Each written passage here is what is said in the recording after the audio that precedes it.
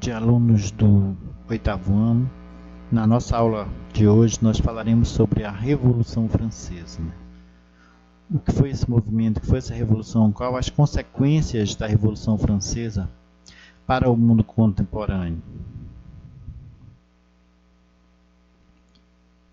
Bom, a Revolução Francesa foi um conjunto de eventos que vai ter início em 1789 até 1799 e vai alterar o quadro político, econômico e social da França. Antes da Revolução Francesa, a França ela era caracterizada pelo antigo regime, ou seja, o absolutismo monárquico, o mercantilismo e a sociedade estamental. A Revolução ela vai romper com o antigo regime que dominava a Europa desde o século XV. Tornou-se assim um importante marco histórico, iniciando a Idade Contemporânea. A Revolução Francesa ela vai inspirar reformas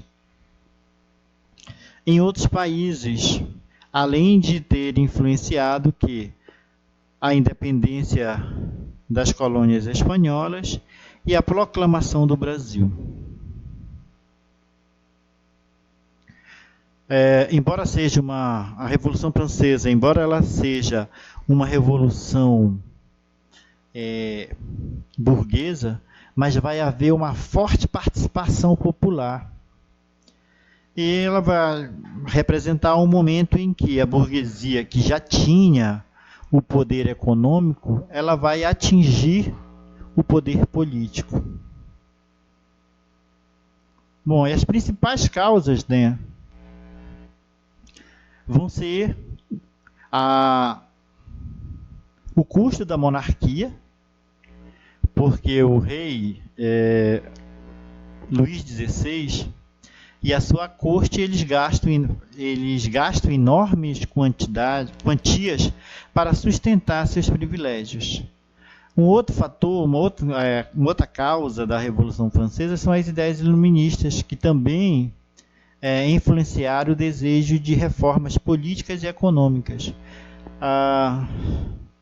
As ideias de liberdade, igualdade e fraternidade acabaram estampadas nas cores da bandeira e também no hino da França. E outro fator é o gasto com as guerras, que pesou na economia do país. A França participou da guerra da independência dos Estados Unidos e perdeu a Guerra dos 7 Anos contra a Inglaterra. Além disso, o quadro econômico na França ele era péssimo e a fome ela acabava ameaçando a população. As secas prejudicaram a agricultura e acentuavam a miséria. Havia escassez de alimento, o que aumentava ainda mais a revolta da população. Uma outra causa é a divisão da sociedade francesa. Também pode ser considerada a causa da Revolução, pois não havia mobilidade e a posição social dependia do seu nascimento. Bom, no século XVIII, a burguesia se sentia prejudicada pela intervenção do Estado através da política econômica chamada de mercantilismo. E, politicamente, o reinado de Luís XVI ele caracterizava uma monarquia absolutista, onde o poder ele era limitado. E tinha também a teoria que o poder ele era de origem divina. Com isso, a divisão da sociedade, a sociedade francesa ela era estamental, dividida em 3 estados, ou ordens sem mobilidade social que mantinha os privilégios de nascimento da nobreza. O primeiro estado era o clero, que era composto pelo alto clero e pelo baixo clero. O alto clero era composto por bispos abades de origem nobre. O baixo clero era por padres de origem popular. burguesia pobre. O segundo estado, né, que era composto pela nobreza, e existia a nobreza de sangue, que eram os herdeiros da nobreza feudal, e a nobreza de toga, que era burgueses que compravam ou ganhavam títulos de nobreza. E o terceiro estado, o povo, representado pelo povo, onde era composto pela burguesia alta, média e a pequena burguesia, e os pobres, que eram os camponeses e trabalhadores urbanos e desempregados. Então, no início da década de 1780, a França encontrava-se em uma grave crise econômica financeira. Suas principais causas foram a Guerra dos 7 Anos, a Guerra da Independência dos Estados Unidos e o Tratado Comercial de 1786. Nesse tratado, a França trocava os vinhos franceses, eles eram trocados por tecidos ingleses. Só que esse tratado, ele só foi bom, ele só beneficiou, melhor dizendo, a indústria inglesa, porque a indústria francesa ela acaba falindo. E com isso acaba aumentando o descontentamento da burguesia francesa. Um outro fator vai ser o quê? Vai ser os fenômenos climáticos que vão prejudicar, né, as colheitas. E esses fenômenos climáticos eles vão ser responsáveis pelo aumento do preço do trigo, que era o principal alimento dos franceses naquela época, e, consequentemente, o pão. E com isso vai causar a fome, o aumento da insatisfação popular. E também, sem deixar de mencionar, os gastos da nobreza parasitária, que era as festas da corte francesa no Palácio de Versalhes. Todos esses gastos eles eram bancados à custa dos impostos pagos pela burguesia e por parte da população francesa. Então, diante de toda essa insatisfação, né, a maioria esmagadora da população francesa ela é contra a monarquia. E essa monarquia fazia da França um terreno fértil para as ideias iluministas de liberdade, igualdade e fraternidade. Então, é diante dessas ideias iluministas que vai ocasionar a Revolução Francesa. Então, a Revolução ela vai estar dividida em etapas. Então, ou seja, as etapas da Revolução. Primeiro, a Assembleia dos Estados Gerais, que elas vão ser convocadas em 1789. E o que foram as Assembleias dos Estados Nacionais, né? O rei, com o intuito de resolver, né, a questão dos impostos, o rei vai convocar a Assembleia dos Estados Gerais, sendo que essa Assembleia ela tinha representantes nos 3 estados, no primeiro, no segundo e no terceiro estado. O que vai acontecer? Cada estado tinha direito a um voto. Só que o terceiro estado, que era representado pela burguesia, ele não vai aceitar e ele vai fazer uma proposta que essa votação seja feita por números de indivíduos. Diante desse impasse, né, o rei suspende a Assembleia dos Estados Gerais e o terceiro estado ele se retira, né, ele se recusa a participar e ele acaba se separando dos demais, que era o primeiro e segundo estado, e os membros do terceiro estado vão para uma quadra de tênis E lá eles criam a Assembleia Nacional Constituinte. A primeira fase, que é a Assembleia Nacional Constituinte, ela vai de 1789 até 1791. A Constituição ela representaria o fim do absolutismo monárquico na França. E em Paris, né, o povo vai invadir a antiga prisão da Bastilha, num momento que vai representar simbolicamente o fim do antigo regime. Já na zona rural, os camponeses eles vão acabar invadindo os castelos, incendiando as plantações, massacrando membros da nobreza e do clero, né? Matando essas pessoas que viviam, de certa forma, com uma regalia melhor do que a do povo. Então, esses dois movimentos eles vão ser chamados de o Grande Medo. Por quê? Porque a insatisfação era muito grande da população francesa. Aqui na ilustração, no dia 14 de julho, é a tomada da Bastilha. O povo vai invadir a Bastilha, a princípio, para roubar a pólvora que existia armazenada dentro dessa. Mas depois o povo acaba destruindo a Bastilha, libertando os prisioneiros. A Bastilha era o símbolo do absolutismo, do antigo regime, onde nessa prisão ficava os opositores do rei, toda aquela pessoa que falava contra o absolutismo. E as decisões da Assembleia Constituinte. A primeira decisão vai ser o quê? A Declaração dos Direitos do Homem e do Cidadão. Então, nessa declaração, todos os homens eles têm direito à liberdade e à defesa da propriedade privada. Uma outra é o privilégio, a extinção dos privilégios feudais da nobreza. A aprovação da Constituição Civil do Clero.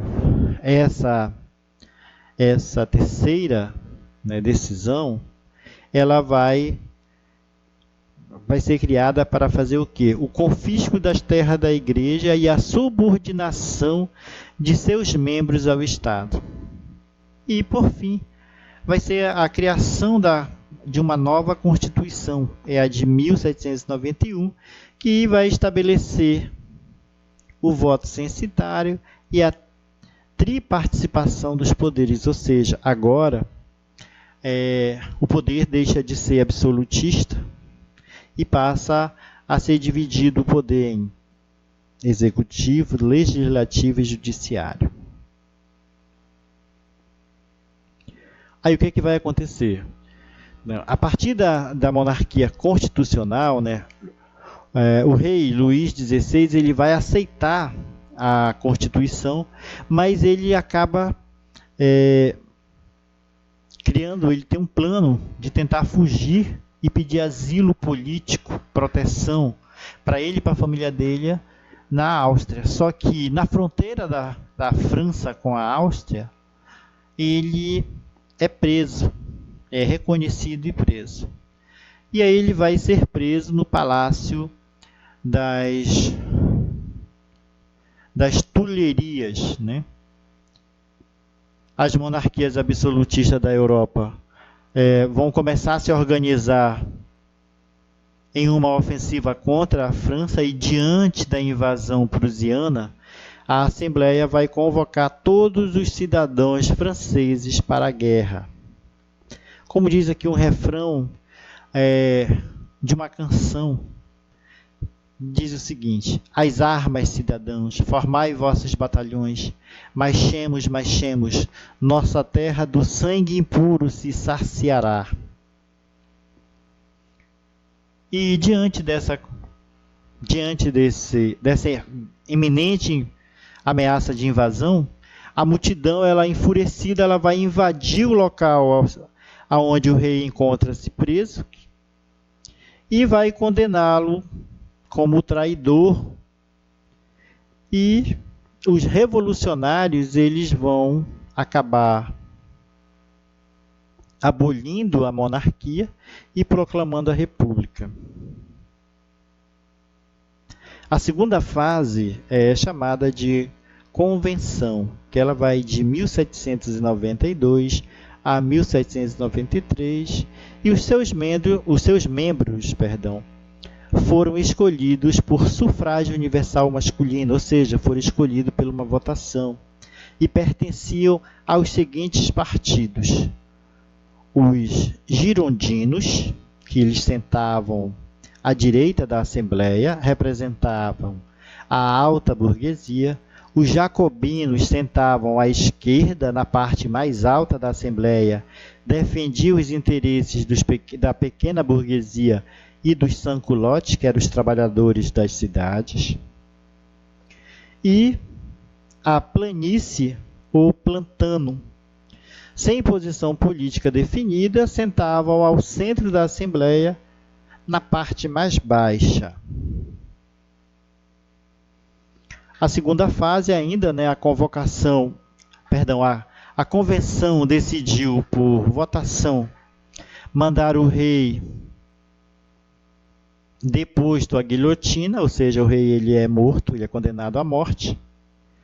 E a execução do rei levou a nação, as nações absolutistas como Áustria, Prússia, Espanha, reinos italianos, Países Baixos e Inglaterra, a formar a primeira coalizão contra a França.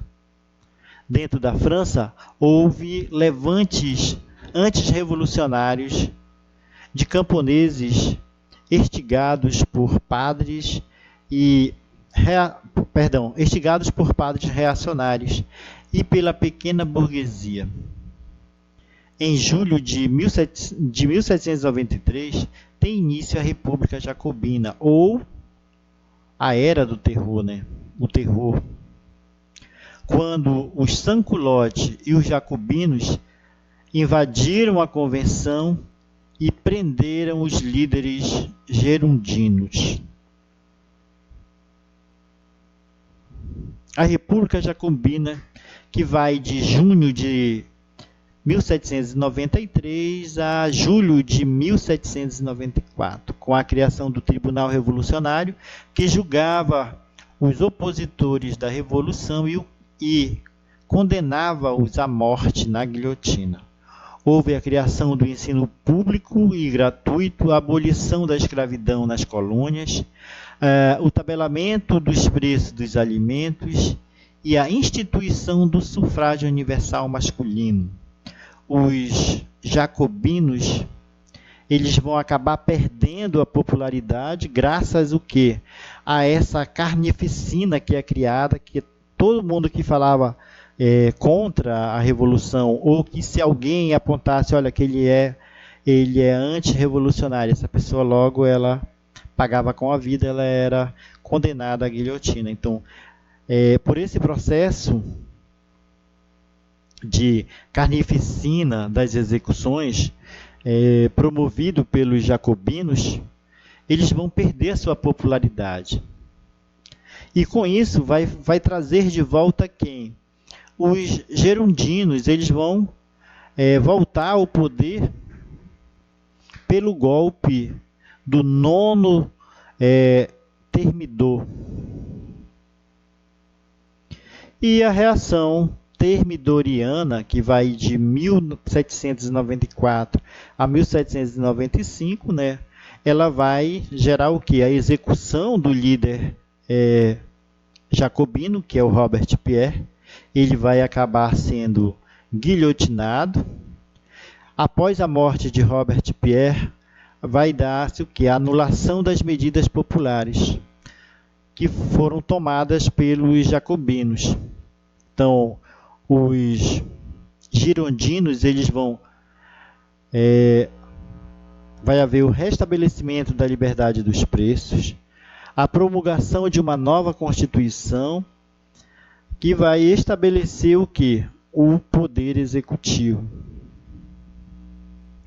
Então, com essa nova Constituição, o poder executivo ele vai ser exercido pelo diretório, além de eles também retornarem, além de ter o quê? o retorno do voto censitário. O que era o voto censitário? O voto censitário era só as pessoas ricas com poder que tinham o direito de votarem, de escolher os seus representantes ou de escolher as leis e projetos, enfim. E a terceira fase da Revolução é a fase conhecida como Diretório, que vai de 1795 a 1799. Então, após a queda, ou seja, a morte de Robespierre, a alta burguesia voltou ao poder disposta a consolidar suas conquistas. Em agosto de 1795 foi criado o Diretório, no qual 5 membros, chamados de diretores, exerciam o poder executivo. Esta fase ela vai ser encerrada em 1799. Só que a crise econômica agravava-se cada vez mais, né, dia a dia. A corrupção aumentava, a falta de alimentos. Com o passar do tempo, o governo do Diretório foi ficando cada vez mais enfraquecido. Com a França imersa no caos e sob ameaça de ataques internos e externos, a burguesia ela vai articular, né, a entrega do poder a alguém influente e poderoso. Esse alguém foi o jovem general Napoleão Bonaparte, que a partir de 1799 começou a governar a França. O Diretório, a maioria, né, gerundina, sofria oposição dos jacobinos e dos monarquistas. Enfrentou tentativas de golpe dos dois grupos com a conspiração dos iguais, cujo líder jacobino foi preso e guilhotinado pelos gerundinos, né?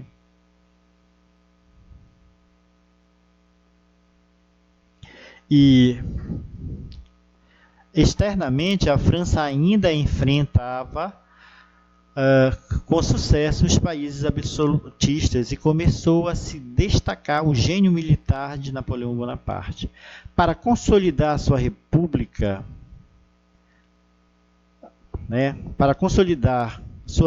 burguesa, os gerundinos apoiaram o golpe do 18 Brumário. Bonaparte derrubou o Diretório e instituiu o consulado. E aí dá-se início à Era Napoleônica. Então, Napoleão Bonaparte ele vai passar a governar a França de 1769 a 1821. Ele foi um importante líder militar que se destacou contra a primeira e a segunda coligação. Em 1799, tomou o poder criando o consulado, inaugurando o Império. Em 1804, vitorioso na maioria das suas batalhas, tentou promover a modernização do Estado francês, com destaque para o Código de Leis que levou seu nome. Então, em 1800, Napoleão Bonaparte ele vai criar o Banco da França. Em 1801, ele vai conceder concordata à Igreja Católica. Em 1802, ele vai ordenar um plebiscito, onde ele vai se nomear como cônsul vitalício. E em 1803, ele vai vender as colônias francesas aos Estados Unidos. Em 1804, ele cria o Código Napoleônico e também ele vai fazer reformas na educação. Ele vai abrir escolas primárias públicas em todas as aldeias. Ele vai estimular o ensino superior e subordinou as escolas técnicas ao Estado. Então, na época, no período napoleônico, ele vai criar grandes obras públicas. Aí, o que vai acontecer? A vitória dos britânicos na Batalha de Trafalgar, em 1805, evidenciou a supremacia naval inglesa. Napoleão Bonaparte decreta o bloqueio continental em 1806. Os britânicos então passam a atacar os navios franceses com cargas de produtos franceses. Os americanos baixam a lei do embargo em 1807 porque a ação inglesa causava danos à economia americana, perdão. Então, Napoleão Bonaparte ele tenta invadir a França, tenta invadir a Inglaterra, só que ele não consegue porque a esquadra inglesa ela é superior a qualquer outra esquadra.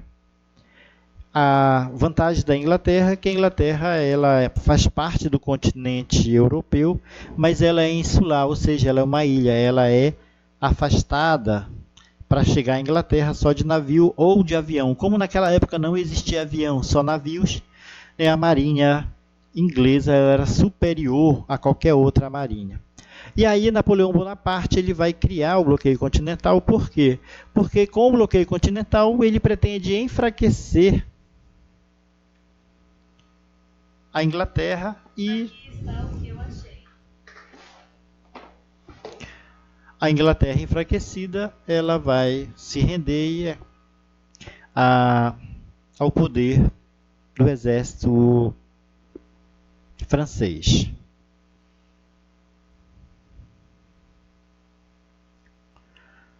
Aqui a ilustração do bloqueio continental, são esses pontinhos, né, são esses tracinhos em lilás. E depois da campanha da Rússia de 1812, ele foi derrotado, né? As tropas francesas ou as tropas napoleônicas, elas vão ser derrotadas na Batalha de Leipzig em 1813. Ele é preso, ele renuncia ao poder e ele é exilado na ilha de Elba. Em 1815 ele foge e ele retorna ao poder. O poder vai durar 100 dias, porque novamente ele vai ser derrotado e ele vai sofrer a derrota na Batalha de Waterloo e ele vai ser capturado e preso na ilha de Santa Helena, onde ele acaba morrendo. Com isso, vai ocorrer na Europa, né, o Congresso de Viena, que é a redefinição das fronteiras europeias. Por quê? Porque durante o período napoleônico, Napoleão Bonaparte, os países que eram contra, que ele invadia e dominava, ele sempre colocava um parente dele no poder. Ou à força, ou ele criava uma união. Um parente dele casava com a filha do rei, do imperador, enfim. E ele acabava dominando, conquistando aquele país, e aquele país acabava sendo uma extensão francesa. Eu espero que vocês tenham entendido, peço que vocês leiam o material de vocês e desejo a todos um bom dia e até a nossa próxima aula.